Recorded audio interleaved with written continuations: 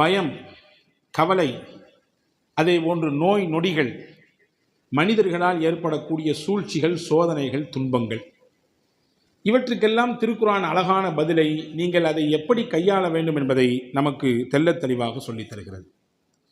பல நேரங்களில் பயம்தான் நமக்கு வர இருப்பதை தடுத்து விடுகிறது. சில நேரங்களில் பயம்தான் நாம் எதை அடைய வேண்டும் என்று நினைத்திருக்கிறோமோ அதை எட்டி பிடிக்க முடியாமல், அதை நம்முடைய வழிக்கு கொண்டு வந்துவிட முடியாமல் நம்மை தடை செய்து விடுகிறது. பயமில்லாத வாழ்க்கை, அச்சமில்லாத வாழ்க்கை, இதுதான் ஒவ்வொருவரும் அல்லாஹ்விடத்திலே வேண்ட வேண்டியது. எதிரிகள் புறத்திலிருந்தும் பயம் இருக்கக்கூடாது. சுயமாகவும் ஒரு காரியத்தில் ஈடுபடும் பொழுது, ஒரு காரியத்தை துவங்கும் பொழுது, அப்படி ஆயிருமோ இப்படி ஆயிருமோ, இந்த மாதிரி நின்றுட்டா என்ன பண்ணுறது, இந்த மாதிரி நின்று போட்டால் என்ன பண்ணுறது என்று யோசிப்பதோ பயப்படுவதோ ஒரு மூமினுக்கு அழகல்ல. ஈமான் கொண்டவர் எப்படி இருக்க வேண்டும் என்றால், இறைவனுக்கு மட்டும் அஞ்ச வேண்டும், இறைவனை பயப்பட வேண்டும். அல்லாஹ்வை பயப்படுவதும் அஞ்சுவதும் தான் அல்லாஹ்வை தவிர்த்து உலகத்தில் வேறு யாருக்கும் பயப்படாத உயர்ந்த துணிவை நமக்கு தரும். ஒருவர் அல்லாஹ்வை பயப்படுகிறார், அல்லாஹ் எல்லா நேரமும் என்னை பார்க்கிறான் என்ற அச்ச உணர்வோடு இருக்கிறார் என்றால், உலகத்தில் அவரை தவிர்த்து வேறு யாருக்கும் பயப்பட வேண்டிய அவசியம் இருக்காது அவருக்கு. அப்படியான சிந்தனையோடு தான் சஹாபாக்களை பெருமானார் ஸல்லல்லாஹு அலைஹி வஸல்லம் கட்டி எழுப்பினார்கள். ஏகப்பட்ட உதாரணங்களை இதிலே நாம் தர முடியும். இருந்தாலும் ஒரு செய்தியை மட்டும் நான் உங்களுக்கு நினைவுபடுத்துகிறேன். ஹுபைப் பின் அதி ரலியல்லாஹு அன்ஹு, சஹாபாக்களில் மிக கொடூரமான முறையிலே எதிரிகளால் சித்திரவதை செய்யப்பட்டு ஷஹீதாக்கப்பட்ட சஹாபி ஹுபைப் பின் அதி ரலியல்லாஹு அன்ஹு. எதிரிகள் அவரை தூக்கி கொண்டு போய்விட்டார்கள். மக்காவின் வீதிகளிலே சந்தை பொருளை போன்று விற்கப்பட்டார். ஒரு கட்டத்தில் இவருக்கு மரண தண்டனை கொடுக்க வேண்டும் என்று தீர்மானித்த எதிரிகள் அதுவரை யாருக்கும் கொடுக்காத தண்டனையை கொடுத்தார்கள். அதுதான் அடித்து சித்திரவதை செய்து இரத்தத்தையும் தோலையும் உரித்து சிலுவையிலே ஏற்றி அவரை கொடூரமான முறையிலே கொலை செய்ய வேண்டும் என்று நினைத்தார்கள். அவ்வளவு சித்திரவதையையும் தாங்கிக் கொண்டு இரும்பு போன்ற மனிதரை போன்று, அவ்வளவு நெருக்கடிகளையும் தாங்கிக் கொண்டு ஒரு ஒரு தூணாய், ஒரு மலையை போன்று அசைக்க முடியாதவராய் இருந்தார்கள். அதில் அஹமது பின் ஹம்பல் ரஹ்மஹுல்லா சொல்லுவாங்க, எப்பொழுதுமே அஹமது பின் ஹம்பல் ரஹ்மஹுல்லா துவா செய்யும் பொழுது ஒரு திருடனுக்காக வேண்டி துவா செய்து கொண்டே இருப்பார்களாம்.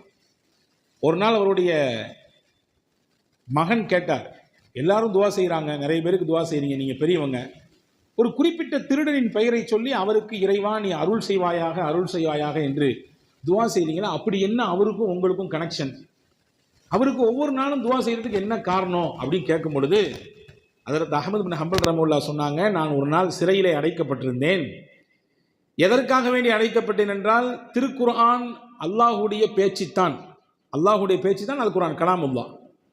ஆனால் அஹமது பின் ஹம்பல் ரஹ்மத்துல்லாஹுடைய வாழ்க்கை காலத்திலே திருக்குர்ஆன் மஹ்லூக் என்றால் இறைவனால் படைக்கப்பட்ட பொருட்கள் எப்படி இருக்கிறதோ அதே அந்தஸ்தில் உள்ளது தான் திருக்குர்ஆனும் அப்படின்னு ஒரு பிரச்சனையை கொண்டு வந்தாங்க. அந்த பிரச்சனையினால் பல இஸ்லாத்தினுடைய அடிப்படை விஷயங்களே தகர்ந்து போய்விடும் அதை ஏற்றுக்கொண்டால். திருக்குர்ஆன் மஹ்லூக், அது அல்லாஹுவினால் படைக்கப்பட்ட மனிதனை போன்று, வானத்தை போன்று, பூமியை போன்று திருக்குர்ஆனும் ஒரு மஹ்லூக் தான், படைக்கப்பட்டது தான் என்ற ஒரு கருத்தை அந்த ஆட்சியாளர்கள் கொண்டு வந்தாங்க. அதை வன்மையாக எதிர்த்தாங்க.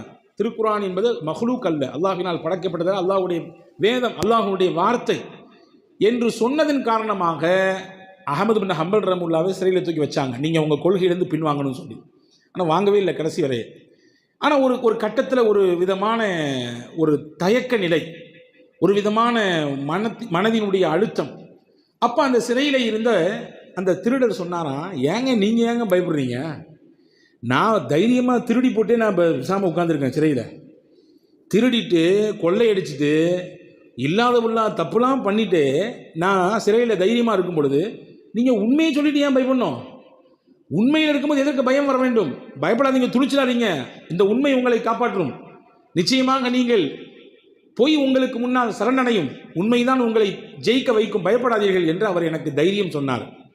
அதற்கு பிறகு எனக்கு ஒரு புத்தெழுச்சி வந்தது, ஒரு புத்துணர்வு ஏற்பட்டது.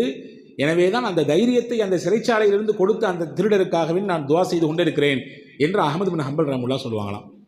நான் எதுக்கு சொல்கிறேன்னா, அச்சப்படுத்துவதற்கு பல ரூபங்கள் இருக்கிறது. மரணத்தை கொண்டு அச்சப்படுத்துவார்கள், வேதனைகளை கொண்டு சில சமயங்களிலே அச்சத்தை ஏற்படுத்துவார்கள், கடுமையான நெருக்கடியை ஏற்படுத்தக்கூடிய சட்டங்களை போட்டு அச்சப்படுத்துவார்கள். ஆனால் உண்மையான மூமின்கள் பயப்பட மாட்டார்கள். ஹுபைப் பின் அதீர் ரலியல்லாஹு அன்ஹு அவர்கள் கடும் சித்திரவதை, கடுமையான வேதனை, கடைசியில் தூக்கு மேடைக்கு கொண்டு நிப்பாட்டப்படும் பொழுது ஹுபைப் பின் அதீர் ரலியல்லாஹு கேட்டாங்களாம் எதிரிகள்கிட்ட, என்னுடைய கடைசி ஆசையை கேட்க மாட்டீங்களான்னு கேட்டாங்களாம். என்ன? மரணத்தின் கயிறை முத்தமிட போகிறாய், சொல்லிக்கோ, உன்னுடைய ஆசை என்ன? ஹுபைப் பின் அதீர் ரலியல்லாஹு சொன்னாங்க, 2 ரக்காத் தொழுவணும், அதான் எனக்கு ஆசை. நான் இறக்கப் போகிறேன், இப்பொழுது மரணத்தின் கயிறை முத்தமிடப் போகிறேன், எனக்கு 2 ரக்காய் தொழ வேண்டும், அதற்கு மட்டும் அனுமதி கொடு என்று கேட்டார்கள். ஹஜ்ரத் ஹுபைப் பின் அதீர் ரலியல்லாஹுவுக்கு அனுமதி வழங்கப்பட்டது. 2 ரக்காய் தொழுதார்கள், வேகமாக தொழுகை முடித்துக் கொண்டார்கள். எப்பொழுதும் நார்மலாக தொழுகிற மாதிரி உண்டான அமைப்பில் தொழலை, வேகமாக தொழுகையை முடிச்சுக்கிட்டாங்க.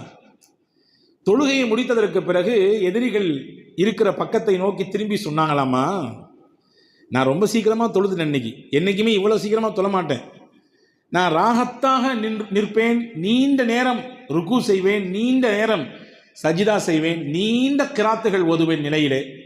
ஆனால் அப்படி நான் செஞ்சேன்னு சொன்னால் இன்னைக்கு உங்களுக்குள்ள குசு குசுன்னு நீங்கள் பேசுவதற்கு கூட வாய்ப்பு கிடைக்கும். பாரு, மரணத்துக்கு பயந்து போய் தொழுகையை நீளமாக்கி தொழுதுட்டு இருக்கிறார்.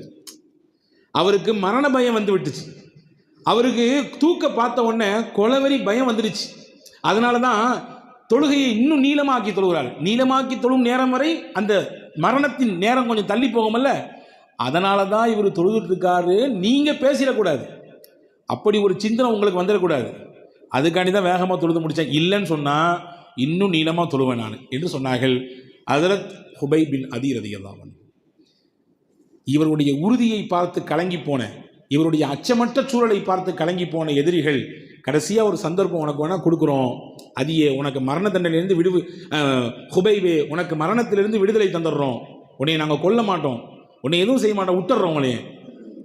இந்த தூக்கு மேடையில் நீ யாரை உன்னுடைய வழிகாட்டியாக தலைவராக நினைத்திருக்கிறாயோ அந்த முகம்மதை இங்கே நிற்பதாக கற்பனை செய்து கொள். ஒரு இமேஜினேஷன், அவ்வளவுதான். இந்த தூக்கு மேடையில் இன்னைக்கு ஹுபைபாகிய நான் நிற்கிறேன், இந்த இடத்தில் என்னுடைய வழிகாட்டி இறை தூதர் முகம்மது நிற்கிறார் என்று கற்பனை செய். வரலாற்றில் எழுதுறாங்க, இப்படி ஒரு அவகாசம் அவருக்கு கிடைக்குது. எந்த நேரத்தில் கிடைச்சுன்னா சாதாரண நேரத்தில் கிடைக்கல, அடிச்சு உடம்புல இருந்து ரத்தமெல்லாம் பீரிட்டு வெளியே வருது, சதைகள் எல்லாம் பிஞ்சு தொங்குது, உடலில் உயிர் மட்டும்தான் மிச்சம் இருக்குது. அந்த நேரத்தில் ஒரு அவகாசம் கொடுக்குறான். நீங்க சாதாரண மனிதராக நீங்கள் யோசித்து பார்க்க வேண்டும். இப்படி ஒரு சந்தர்ப்பம் கிடைக்காதா என்று தூக்கு கயிறை மரணத்தை பார்க்கக்கூடிய நபர் ஏங்குவது இயல்பு. ஆனால் அந்த நேரத்திலும் துளி அளவும் முகத்தில் அச்சம் இல்லாமல் பயம் இல்லாமல் சொன்னார்கள் ஹுபைப் பின் அதீர் ரலியல்லாஹு அன்ஹு, இந்த இடத்துல என்னுடைய இறை தூதரை நினைச்சு பார்க்கிறதா, நானோ என் குடும்பமோ என்னுடைய இறை தூதருடைய காலில் முள் தைப்பதை கூட நாங்கள் இமேஜினேஷன் கூட பண்ண மாட்டோம். அந்த கற்பனை பண்ணாலுமே கூட எங்கள் கல்பெல்லாம் வலிக்கும். அவங்க காலில் முள் தைச்சா கூட எங்கள் கல்பு வலிக்கும்னு சொன்னால், நான் அனுபவிக்க போகக்கூடிய இந்த மரணத்தின் இந்த நிலையை அவர்களுக்கு கொடுப்பதாக நான் எப்படி கற்பனை பண்ணுவேன்? முள் குத்துறதையே சம்மதிக்காது என் உள்ளம், என்னுடைய எண்ணம். மரணத்தை கொண்டு வந்து நினைப்பதற்கு என்னுடைய உள்ளம் ஏற்றுக்கொள்ளுமா? முடியவே முடியாது என்று சொன்னார். கடைசியில் கிடைத்த வாய்ப்பையும் நிராகரித்தார். அவர் மரணத்தை அந்த நேரத்திலே முத்தமிட்டார். இவரிடத்திலிருந்து தூது கொண்டு போய் நபியிடத்திலே சொல்வதற்கு ஆளே இல்லை. ஆனால் கயிற்றை பிடித்துக் கொண்டு பேசினார், யா ரசூலல்லாஹ், இந்த மார்க்கத்திற்காக வேண்டி என்னுடைய இந்த உயிரை தருவதை நினைத்து நான் பயப்படவில்லை, பாக்கியமாக நினைக்கிறேன், எனக்கு கிடைத்த பாக்கியம். இப்பொழுது உங்களுக்கு என்னுடைய சலாத்தை தெரிவிக்கிறேன். இங்கிருந்து தூது கொண்டு போவதற்கு ஆட்கள் இல்லை, நம்புகிறேன், அல்லாஹ் இதை உங்களுக்கு சொல்லுவான் என்று. அஸ்ஸலாத்து வஸ்ஸலாமு அலைக்க யா ரசூலல்லாஹ் என்று சொல்லி முடித்தார்கள். மதீனாவில் இதே நேரத்தில் இதே செகண்ட்ல சபையிலே பெருமானார் பேசிக் கொண்டிருந்தார்கள். முஆவியா ரலியல்லாஹு அறிவிக்கிறாங்க, பேசிக்கிட்டு இருக்கும் பொழுதே திடீர்னு பெருமானார் கண் கலங்கி, வ அலைக்குமுஸ் ஸலாம் யா ஹுபைப், ஹுபைபே அல்லாஹ் உங்கள் மீது சாந்தி சமாதானத்தை ஏற்படுத்தட்டும். ஹுபைப் சொன்ன சலாத்தை அல்லாஹ் கொண்டு சேர்த்து விட்டான் நபிக்கு. பதில் சொன்னார்கள் பெருமானார், சொல்லிட்டு சொன்னாங்க, அல்லாஹ் உங்களுக்கு சொர்க்கத்திலே உயர்ந்த இடத்தை தரட்டும் ஹுபைபே, நீங்கள் கொடுத்த இந்த தியாகத்திற்கு நிச்சயம் மறுமையிலே உங்களுக்கு பிரம்மாண்ட கூலி காத்திருக்கிறது என்று சொல்லி முடித்தார்கள். அன்பர்களே, நான் எதற்கு இதை சொல்ல வருகிறேன் என்றால், பயம் என்பதுதான் பல நேரங்களிலே நமக்கு வரவிருப்பதை வரவிடாமல் தடுத்து நிப்பாட்டிவிடும். எனவே ஒரு மூமின் பயப்படக்கூடாது, ஒரு உண்மையான இறை விசுவாசி பயப்படக்கூடாது. பயப்படாமல் இருக்க வேண்டும் என்றால் என்ன செய்ய வேண்டும்? ஒரு மூமின் எப்படி இருப்பார்? அல் குர்ஆன் சொல்கிறது, அல்லதீன கால லஹுமுன் நாசு இன்னன்னாஸ் கத் ஜமஉ லகும் ஃபக்ஷௌஹும் ஃபஸாதஹும் ஈமானா. மக்கள் எல்லாம் கூடி எல்லாரும் உங்களை அடிக்க போறாங்க, உங்களுக்கு ஆப்போசிட்டா நிறைய சட்டங்கள் வருது, நிறைய நெருக்கடிகள் வருது, உலகமே ஒன்று கூடி போச்சு, அமெரிக்கா கை கோர்த்துருச்சு, அவன் பிடிச்சிட்டான் இவன் பிடிச்சிட்டான், இவ்வளவு செல்வ நாடுகள் எல்லாம் கூடிடுச்சு, நீங்க சிறுபான்மையிலாம் இருக்கிறீங்க இந்த இடத்துல, அம்பிட்டுதான் என்று மூமின்களுக்கு அச்சப்படுத்தப்பட்டால் அவங்க என்ன சொல்லுவாங்க தெரியுமா? காலு ஹஸ்புனல்லாஹ் வ நிஅமல் வக்கீல், அல்லாஹ் எங்களுக்கு போதும், அவன் தான் மிகச்சிறந்த பொறுப்பாளர். இப்படி சொல்லுவாங்க. நல்லா சொல்றான். பயத்தை தவிர்ப்பதற்கு என்ன செய்ய வேண்டும்? ஹஸ்புனல்லாஹு வ நிஅமல் வக்கீல் அதிகமாக சொல்ல வேண்டும். யார் இந்த கலிமாக்களை அதிகம் சொல்கிறாரோ பயமில்லாத வாழ்க்கையை அவர் அனுபவிப்பார். எதிரிகளை கண்டு அவருக்கு பயம் இருக்காது, வாழ்க்கையில தோத்து போயிடணும் பயம் இருக்காது, இந்த இடத்துக்கு போறோமோ நம்ம என்ன ஆக போறோமோ பயம் இருக்காது, வாழ்க்கையில ஜெயிக்கிறதுக்காக வேண்டி தொழில முடக்கி வச்சிருக்குமே இவ்வளவு பெரிய முதல்ல தோந்து போயிருவோமோ லாஸ் ஆயிருவோமோ பயம் இருக்காது. ஏன்? எனக்கு அல்லாஹ் போதும், அவன் தான் சிறந்த பொறுப்பாளர் என்ற வார்த்தையை சொல்லிட்டு பண்ணாரு. அல்லாஹ் அவருக்கு தைரியத்தை கொடுப்பான், அல்லாஹ் அவருக்கு தன்னம்பிக்கையை கொடுப்பான், அல்லாஹ் அவரை பயத்தின் பட்டம் கொண்டு சேர்க்க மாட்டான். முடிஞ்சிருச்சு. 70 சஹாபாக்கள் ஷஹீத் ஆயிட்டாங்க. மதீனால உள்ள வந்து அடிச்சுட்டு போயிருக்காங்க. மக்கால இருந்து வந்த மக்கள் குஃபார்கள் மதீனாவுக்குள்ளே வந்து அடித்து விட்டு போயிருக்கிறார்கள். பதில முஸ்லிம்களுக்கு வெற்றி. மதீனால இருந்து வெளியே போய் சண்டை போட்டாங்க. இங்க மதீனாவுக்குள்ள வந்து மக்காக்காரங்க வந்து அடிச்சு 70 பேரை ஷஹீத் ஆக்கிட்டாங்க. இப்ப போய் அடியோடும் வேதனையோடும் ரத்தத்தோடும் சஹாபாக்கள் நிற்கும் பொழுது இந்த முனாஃபிக்குகள் என்ன செஞ்சாங்க தெரியுமா? மறுபடியும் இந்த முஸ்லிம்களை பயன்படுத்தணுன்றதுக்காக வேண்டி போயிட்டாங்கன்னு நினைக்காதீங்க, இன்னும் கொஞ்சம் பெரிய படையெடுத்து மறுபடியும் உங்களை தாக்க வராங்க, மறுபடியும் உங்களோட சண்டை போட வராங்க, மறுபடியும் உங்களை ரத்த கலையாக மாத்திரத்துக்கு வர்றாங்க என்று நயவஞ்சகம் பிடித்த மக்கள் அந்த முஸ்லிம்களிடத்தில் அவங்களுக்கு அந்த பயத்தை தகவல. இப்பதான் ரத்தம் செஞ்சு நிக்கிறோம், இவ்வளவு இழப்பை இப்பதான் சந்திச்சு நிக்கிறோம், மறுபடியும் போறோம், மறுபடியும் யுத்தமா, மறுபடியும் சண்டையா, மறுபடியும் கத்தியா, மறுபடியும் கபராவா. அப்பதான் அவங்க சொன்னாங்க அல்லாஹ் எங்களுக்கு போதும், அவன் தான் மிகச்சிறந்த பொறுப்பாளர். அல்லாஹ் ஏன் கூட இருக்கும்போது நான் யாரை பார்த்து பயப்படணும்? எந்த அதிகாரத்தை பார்த்து நான் பயப்படணும்? எந்த ஆட்சியை பார்த்து நான் பயப்படணும்? எந்த சர்வாதிகாரத்தை பார்த்து நான் பயப்படணும்? அல்லாஹ் இருக்கிறான் என்னோடு என்று அந்த மக்கள் அந்த வார்த்தையை வெளிப்படுத்தினார்கள் என்று மட்டும் அல்லாஹ் பிடிக்கலங்க. இதை சொன்னதுனால 3 பாக்கியத்தை நாம் அவர்களுக்கு கொடுத்தோம் என்று திருக்குறான் சொல்லுது. மினல்லாஹி வ ஃபத்லின், அல்லாஹ்வுடைய அருள், அல்லாஹ்வுடைய கிருபை, அல்லாஹ்வுடைய பொருத்தம், இந்த 3மே அந்த மக்களுக்கு கிடைக்கிறது. எனவே பயமில்லாத வாழ்க்கையை நாம் அனுபவிக்க வேண்டும் என்றால் நாம் செய்ய வேண்டும். இப்படி சொல்லி பழகி கொண்டு என்ன அனுபவம் செய்யணும்? அப்பாஸ் ரலியல்லாஹு அன்ஹு. இரண்டாவது, வாழ்க்கையில எல்லாருக்கும் கவலை இருக்கு. கவலை இல்லாதவங்களை காட்ட முடியுமா? எல்லாருக்கும் ஏதோ ஒரு கவலை இருக்கு. சில பேருக்கு குடும்பத்தை நினைச்சு கவலை, சில பேருக்கு தொழிலை நினைச்சு கவலை, சில பேருக்கு எதிர்காலம் ஃபியூச்சர் என்ன ஆகுமோ அப்படிங்கறத நினைச்சு கவலை, சில பேருக்கு படிப்பு நினைச்சு கவலை, சில பேருக்கு பிள்ளைகளுடைய எதிர்காலம் எப்படி ஆகும், எப்படி நம்ம கட்டமைக்க போறோம் என்பது நினைச்சு கவலை, சில பேருக்கு உலகத்துல இருக்கக்கூடிய பிரச்சனைகள் நினைச்சு கவலை. கவலை கவலை கவலை எங்கே திரும்பினாலும் ஏதோ ஒரு ரூபத்துல மனுஷங்களை போட்டு இன்னைக்கு ஆட்டி படைக்குது. இந்த கவலையை விட்டு நாம் தவிர்த்து கொள்வதற்கு என்ன செய்ய வேண்டும்? குர்ஆன் என்ன சொல்லுகிறது? அதற்கு செய்யதுனா யூனுஸ் அலைஹிஸ்ஸலாம் அவர்கள் கவலையோடு ஓதினார்கள் ஒரு கலிமாவை. ஒரு ஊரை விட்டு இறை உத்தரவு வருவதற்கு முன்பாகவே அவர்கள் வெளியேறியதன் காரணமாக அல்லாஹ் அவர்களுக்கு ஒரு சின்ன ஒரு நெருக்கடியை கொடுத்தான். அதிலிருந்து விலகி போகக்கூடிய வாய்ப்பையும் தந்தான். அந்த நெருக்கடியான காலகட்டத்தில் தான் யூனுஸ் அலைஹிஸ்ஸலாம் படித்தார்கள். வனாதா ஃபித்துலுமாத்தி அல்லா இலாஹ இல்லா அன்த சுப்ஹானக் இன்னி குன்து மினல் ஸாலிமீன். லா இலாஹ இல்லா அன்த சுப்ஹானக இன்னி குன்து மினல் ஸாலிமீன். இந்த திக்ரை ஓதியவர்கள் செய்தனா யூனுஸ் அலைஹிஸ்ஸலாம். இதை ஓதுனாங்க. அவங்களுக்கு இருந்த எல்லா கவலையையும் கஷ்டத்தையும் அல்லாஹ் போக்கிட்டான். அல்லாஹ் சொல்லுகிறான், ஹஜ்ரத் இப்னு அப்பாஸ் ரலியல்லாஹு சொல்றாங்க, கவலையில் வாழ்க்கையை தொலைத்துக் கொண்டிருக்கக்கூடியவர்களே யூனுஸ் அலைஹிஸ்ஸலாம் ஓதுன இந்த வார்த்தையை நீங்கள் கேட்க வேண்டாமா? அது மட்டும் கேட்டா பத்தாது, அதுக்கு பின்னாடி பாருங்க அல்லாஹ் சொல்லுகிறான், வனஜ்ஜைனாஹு மினல் கம். யூனுஸுக்கு இருந்த கவலைகளை எல்லாம் நாம் அவரை விட்டு நீக்கி விட்டோம், கவலையிலிருந்து அவரை வெளியாக்கி விட்டோம். அதே மாதிரி கதாலிக்க நுஞ்சில் மூமினீன், மூமின்களையும் நாம் பாதுகாப்போம். யார் இந்த கலிமாவை படிக்கிறார்களோ அவர்களுக்கு கவலை இருக்காது. கவலை இல்லாத ஒரு வாழ்க்கையை நோக்கி அல்லாஹுவாகிய நான் அவர்களை நகர்த்துவேன் என்று ரப்புல் ஆலமீன் சொல்லித் தருகிறான் இல்லையா?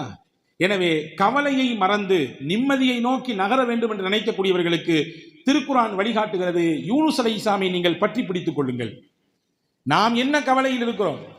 பூமியின் அடியாளத்தில் இருந்தார்கள் யூனுஸ் அலைஹிஸ்ஸலாம், கடலுக்குள்ளே இருந்தார்கள், ஏற்கனவே தண்ணீர் இருட்டு, அந்த கடல்லையும் ஆழ்கடல்ல இருந்தாங்க. அது மட்டுமல்ல, அந்த ஆழ்கடலில் ஒரு பிரம்மாண்டமான மீனின் வயிற்றுக்குள்ளே இருந்தார்கள். வயிற்றுக்குள்ள இருக்கிறாங்க, கடல்ல இருக்கிறாங்க, அதுவும் பெரிய ஆழ்கடலில் காரிருள் சூழ்ந்து இருக்கக்கூடிய இருட்டுக்குள்ளே இருந்தார்கள். இப்படி 3 விதமான திரைக்குள்ளே அவர்கள் மாட்டிக்கொண்டார்கள். இந்த 3 விதமான திரைகளிலிருந்து அவர்களை வெளியேற்றியது எது? இந்த நெருக்கடியிலிருந்து அவர்களை வெளியேற்றியது எது? அல்லாஹ் சொல்லுகிறான், அவர்கள் படித்த அந்த கலிமா தான். இன்னைக்கு நம்மள பல பேர் கேட்குறாங்க, கஷ்டப்படுறோம், கவலைப்படுறோம், இதுதான் வழி, இதை செஞ்சு கொடுங்க, நீங்க செஞ்சுக்குங்க, இந்த கலிமாக்களை ஓதுங்க என்று சொன்னால் அந்த நேரத்திலே கேட்டுக்கொள்கிறான். அதற்கடுத்து அதை தொடர்ச்சியாக கையில் எடுத்து செய்கிறோமா என்பதிலே மிகப்பெரிய கேள்விக்குரியது. ஹஜ்ரத் யூனுஸ் அலைஹிஸ்ஸலாம் ஓதுனாங்க. அல்லாஹ் சொல்றான் குர்ஆன்ல சூரா சாஃபாத்துல, ஃபலவுலா அன்னஹு கான மினல் முஸப்பிஹீன் லலபிஸ ஃபீ பத்னிஹி இலா யௌமி யுபஅஸூன். மீன் வயிற்றுக்குள்ளே இருந்து யூனுஸ் மட்டும் இந்த கலிமாவை ஓதாம இருந்திருந்தாருன்னு சொன்னா, இதை படிக்கலன்னு சொன்னா மீன் வயிற்றுக்குள்ளேயே கியாமத்து வரை இருந்திருப்பார். அல்லாஹ் சொல்றான், உலக அழிவு நாள் வரும் வரை அவர் அங்கேயே தங்கியிருப்பார். அப்ப அந்த நெருக்கடியிலிருந்து, அந்த கவலையிலிருந்து அவரை வெளியே கொண்டு வந்தது எதுன்னா அவர் ஓதுன அந்த கலிமா தான். அதனால ஹஜ்ரத் இப்னு அப்பாஸ் ரலியல்லாஹு சொல்றாங்க, கவலையினால நீங்க மனசை விட்டுறாதீங்க, கவலையினால நீங்க உங்களுடைய எதிர்காலத்தை நினைச்சு நீங்க பெரிய வருத்தத்துக்கு உள்ளாராதீங்க. இந்த கலிமாவை நீங்களும் கையில எடுங்க, ஓதுங்க, உங்க கவலையும் அல்லாஹ் போக்குவான். தொழில கவலையா, குடும்பத்துல ஏற்பட்ட பிரச்சனையினால கவலையா, உங்க பிள்ளைகளுடைய நிலைப்பாட்டை குறித்து உண்டான கவலையா, எதாக இருந்தாலும் சரிதான், நீங்கள் இதை எடுத்து ஓத துவங்குங்கள், நம்பிக்கையோடு ஓதுங்கள், நிச்சயம் அதனுடைய பலனை பார்ப்பீர்கள். இது நான் சொல்லவில்லை, சாஹிபுர் ரசூல், ரசூலுல்லாஹ்வோடு தோழமை கொண்ட ஹஜ்ரத் சையதுனா அப்துல்லாஹ் இப்னு அப்பாஸ் ரலியல்லாஹு அன்ஹு அவர்கள் சொல்கிறார்கள். 3வது, மனிதனை பிடித்திருக்கக்கூடிய மிக முக்கியமான ஒன்று நோய். பல்வேறு விதமான மருத்துவம் சார்ந்த நெருக்கடிகள். நிழலின் அருமை எப்பொழுது நமக்கு தெரிகிறது? வெயிலுக்கு போனதற்கு பிறகுதான் தெரிகிறது இல்லையா? தண்ணீரின் அருமை எப்பொழுது தெரிகிறது? தாகத்தினால் கடுமையாக நாவறட்சி ஏற்படுகிற பொழுதுதான் தெரிகிறது. ஒருவரின் இருப்பு எப்பொழுது நாம் புரிகிறோம்? அவரை இழந்ததற்கு பிறகுதான் புரிகிறோம். இருக்கிற வரை அதனுடைய மதிப்பு, அவருடைய அந்தஸ்து தெரியறது இல்லை. மௌத்தா போனதுக்கு பின்னாடி எங்க அப்பா இருந்திருந்தாருன்னா, எங்க அம்மா இருந்திருந்தாங்கன்னா, எங்க தாதா இந்த இடத்துல இருந்திருந்தாங்கன்னா, என் தம்பி இந்த இடத்துல இருந்திருந்தான்னா என்று அவரை பறிகொடுத்ததற்கு பிறகு கவலைப்படுகிறோம். பொதுவாகவே ஒன்றின் மதிப்பு அதை இழந்ததற்கு பிறகுதான் தெரிகிறோம். அப்படித்தான் ஆரோக்கியத்தின் மதிப்பு ஒருவருக்கு உள்வாங்கப்பட வேண்டும் என்றால் நோய் என்ற ஒன்றுக்கு முகம் கொடுத்ததற்கு பிறகுதான் அதனுடைய மதிப்பு தெரியுது.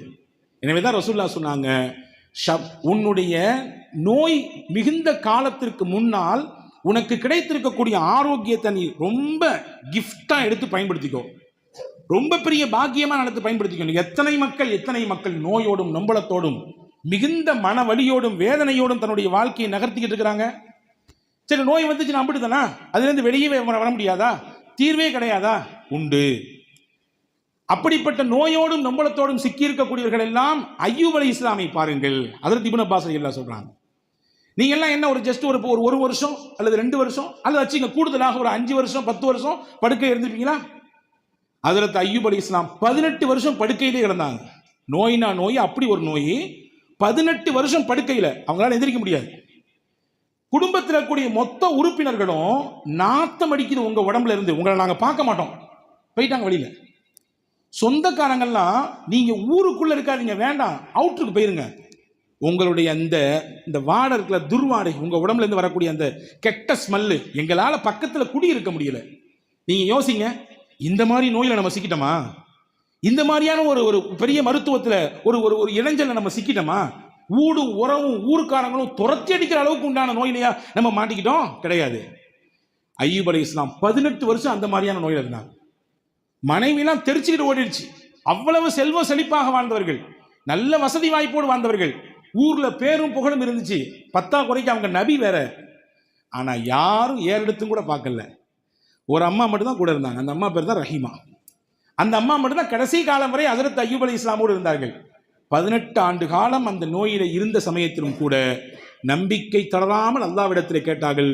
நோயோடு தங்கள் வாழ்க்கையை நகர்த்தி கொண்டிருக்கக்கூடியவர்களே, நீங்கள் எல்லாம் கேட்க வேண்டிய வார்த்தை என்று ஹஜ்ரத் இப்னு அப்பாஸ் ரலியல்லாஹு சொல்றாங்க, அன்னி மஸ்ஸனிய துர் வ அன்த அர்ஹமுர் ராஹிமீன். நான் ஒரு சிரமத்தில் இருக்கேன் இறைவா, நான் கஷ்டத்தில் இருக்கேன், எனக்கு நோய் இருக்குது உண்மைதான், இதனால நான் படாத பாடு படுறேன் உண்மைதான்.